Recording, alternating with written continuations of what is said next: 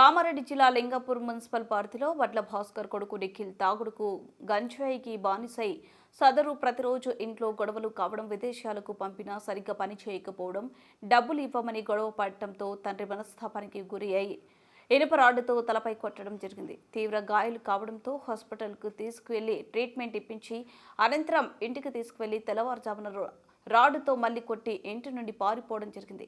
అనంతరం కొడుకు చనిపోవడం జరిగిందని అడిషనల్ ఎస్పీ చైతన్య తెలపడం జరిగింది.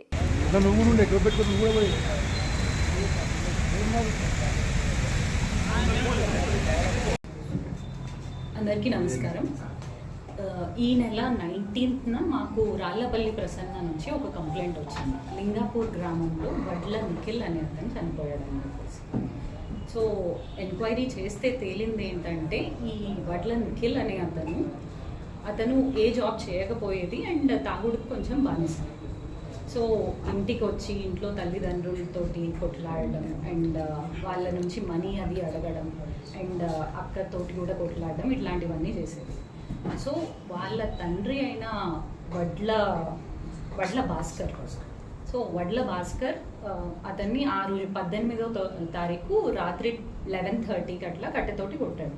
కొట్టిన తర్వాత ఇతన్ని హాస్పిటల్కి షిఫ్ట్ చేశారు అండ్ ట్రీట్మెంట్ అయింది. దాని తర్వాత మళ్ళీ తీసుకొచ్చారు మనకి. బట్ 19th రోజు ఎర్లీ మార్నింగ్ 5:30కి మళ్ళీ ఐరన్ రాడ్ తోటి కొట్టి చంపేశారు. సో దాని తర్వాత అతను పరారీలో ఉన్నాడు. సో ఎస్పీ సార్ ఆదేశాల మేరకు ఒక టీం ఫామ్ చేయడం జరిగింది.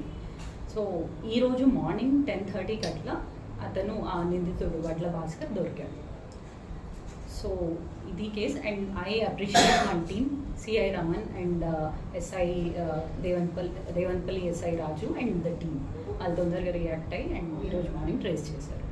సో అతను ఈరోజు కస్టడీలో పంపడం. ఏ జాబ్ చేయకుండా కంటిన్యూస్గా తాగడం అదంతా. ఇతన్ని ఇన్ఫ్యాక్ట్ విదేశాలకు కూడా పంపాడు తండ్రి. బట్ అతను అక్కడ కూడా జాబ్ చేయకుండా వెనక్కి వచ్చాడు అండ్ తల్లిదండ్రుల్ని కంటిన్యూస్గా కొట్టేవాడు, తిట్టేవాడు, అదంతా చేసేవాడు. సో అట్లా వల్ల మాకు ఎట్లయినా ప్రమాదం ఉంది అని చెప్పేసి కొడుకుని చంపాడు.